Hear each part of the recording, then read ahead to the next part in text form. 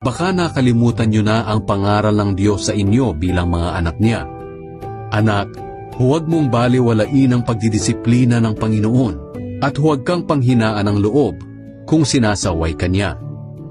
Sapagkat dinidisiplina ng Panginoon ang mga minamahal niya at pinapalo niya ang itinuturing niyang mga anak. Tiisin niyo ang lahat ng paghihirap bilang pagdidisiplina ng Diyos sa inyo dahil itinuturing niya kayong mga anak. Sino bang anak ang hindi dinidisiplina ng Ama? Kung hindi kayo dinidisiplina ng Diyos gaya ng pagdidisiplina niya sa lahat ng anak niya, hindi kayo mga tunay na anak, kundi mga anak sa labas. Kahit ang mga ama natin dito sa lupa ay dinidisiplina tayo. At sa kabila nito, iginagalang natin sila. Kaya lalong dapat tayong magpasakop sa pagdidisiplina ng ating Ama na nasa langit para maging mabuti ang pamumuhay natin.